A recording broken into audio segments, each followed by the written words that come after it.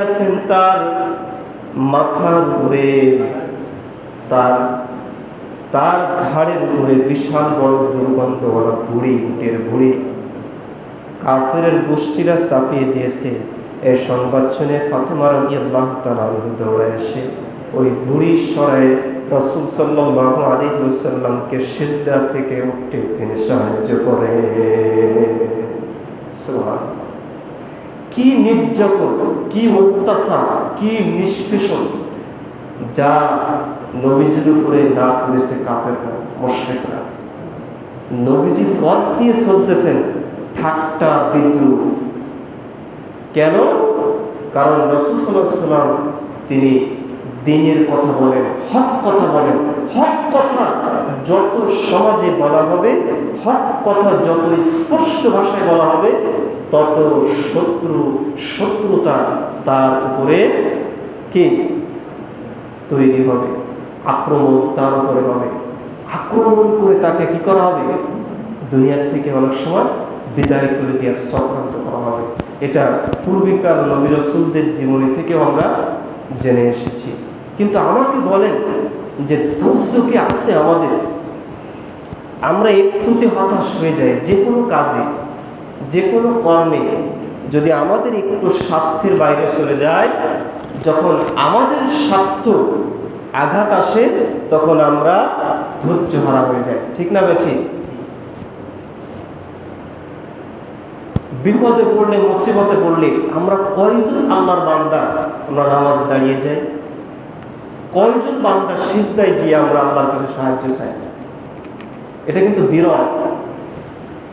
হয়তো আল্লাহর কিছু বান্দাবান্দি আছে, কিন্তু এর সংখ্যা বেশি না কম? কথা বল, খুবই কম।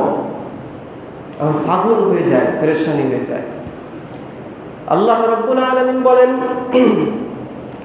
ইয়া আইয়ুহাল্লাযীনা আমানু ইসতাঈনু বিস-সাবরি ওয়াস-সালাহ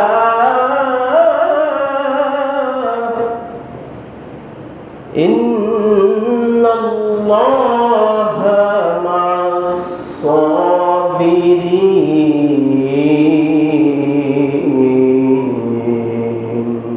আল্লাহু আকবার। আল্লাহ রাব্বুল আলামিন বলেন, তোমরা সবর করো, ধৈর্য ধারণ করো। এই ধৈর্যটা হবে কিসের মাধ্যমে? নামাজের মাধ্যমে। ইন্নাল্লাহা মা'আস-সাবিরিন। আয়াতের শুরু হয়েছে কি দিয়া? আইয়ুহাল্লাযীনা আমানু ইসতাঈনু বিস-সাবরি ওয়াস-সালাহ। সালাহ মানে কি? নামাজ। যদি ইবাদত কবুল হওয়ার শর্ত দুইটি। কয়টি? দুইটি। ইবাদত কবুল হওয়ার শর্ত দুইটি। এক হচ্ছে ধৈর্য, আর এক হচ্ছে নামাজ। এছাড়া ইবাদত কবুল হওয়া সম্ভব নয়। তো আমরা দেখি আমাদের সমাজে বেশিরভাগ মানুষ এই নামাজের ভিতরে আমাদের দীর্ঘ রুকু নাই, দীর্ঘ সাজদা নাই। রাসূল সাল্লাল্লাহু আলাইহি ওয়াসাল্লাম তাহাজ্জুদের নামাজে দাঁড়িয়েছেন, হাত যখন বেঁধেছেন, হাত বাঁধতে বাঁধতে হাত নিচে নামতে নামতে একেবারে নিচে নেমে গেছে। কত সময় তিনি নামাজ পড়তেছে চিন্তা করেন। সিজদা দিছে, আমার আপনার মতো সিজদা নয়, আমার আপনার মতো রুকু নয়।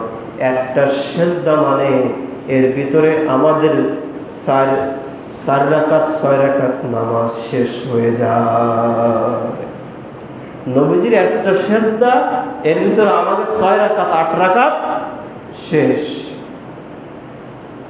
ইমাম সাহেব সালাম ফিরাতে দেরি আছে, তো আমরা ডিগবাজি দিয়ে 4 জনের ঘাড়ের উপরে লাফ দিয়ে বাড়ি যেতে দেরি নেই। বাড়ি গিয়ে এমন মুসল্লি আছে, মাথার থেকে টুপি ফিকে মেরেছে। সামনের শুক্রবারে স্ত্রীর সাথে ঝগড়া বাঁধাই যে আমার টুপি কই, টুপির তো খবর নেই। এমন ভাবে ফিকে মারছে যে টুপি কোথায় হারাই গেছে। এরপরে এমন মুসল্লি আছে আমাদের সমাজে যে ইমাম সাহেব নামাজ পড়ায়, বেতন নাই, ওনার তো খাইয়ে দেয় তেমন কোনো কাজ নাই, কিন্তু আমার তো দোকান আছে, আমার তো ব্যবসা আছে, আমার তো চাকরি আছে, আমার তো হিসাব কিতাব আছে, কথা বলেন আছে না নেই? আমার তো কত কি আছে, তাড়াতাড়ি। কিন্তু আল্লাহ তাআলা 1450 বছর আগে বলে দিচ্ছেন, ইয়া আইয়ুহাল্লাযীনা আমানুস্তাঈনু বিস-সাবরি ওয়াস-সালাত। সবর করতে হবে, ধৈর্য ধারণ করতে হবে। কিসের ভিতরে? নামাজের ভিতরে। পৃথিবীর যত মুসিবত রয়েছে, বিপদ রয়েছে, পৃথিবীতে যত সমস্যা রয়েছে, একমাত্র সমাধান নামাজের মাধ্যমে, ধৈর্যের মাধ্যমে আল্লাহ তাআলা সমাধান দিয়ে থাকে।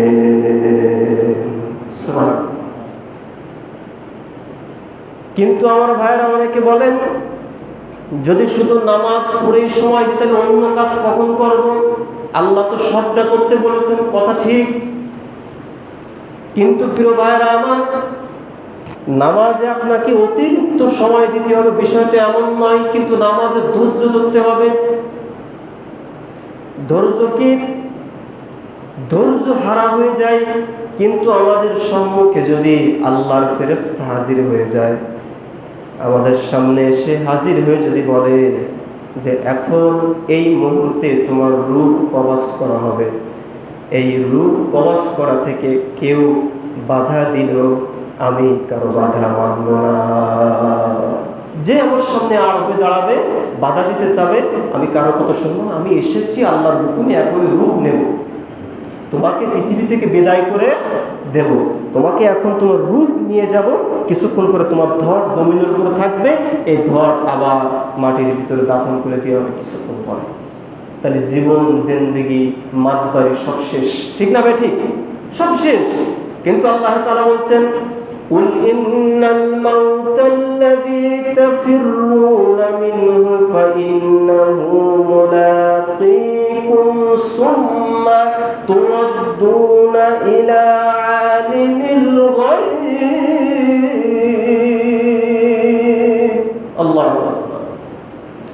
মহান আল্লাহ রাব্বুল আলামিন বলেন, মালাকুল মাউত যখন তোমার নিকটে আসে, কি বলে? কুল ইন্নাল মাউতাল্লাযী তাফিররুনা মিনহু ফাইন্নাহু মুলাকীকুম। অর্থাৎ মালাকুল মাউতের সাথে তোমার সাক্ষাৎ হবে, তোমার মোলাকাত হবে।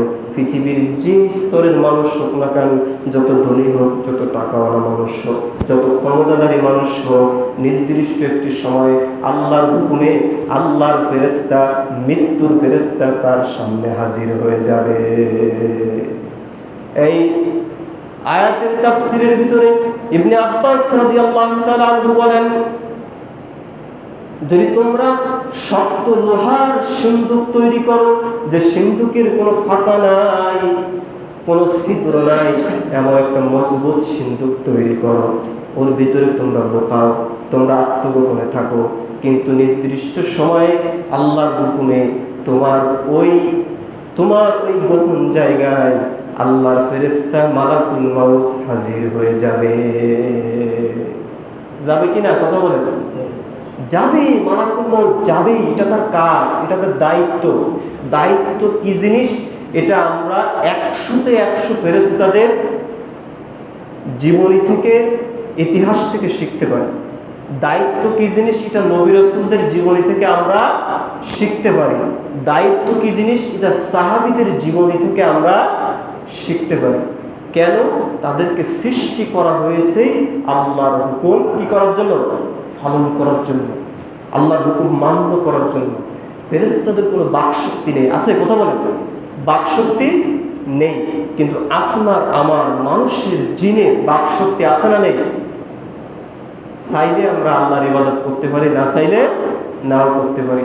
চাইলে আল্লাহর কাছে সাহায্য চাইতে পারি, আমরা মন না চাইলে আল্লাহর কাছে সাহায্য নাও চাইতে পারি। এমনও আছে অনেক মানুষ মুরতাদ হয়ে যাচ্ছে। কেন হচ্ছে বলেন?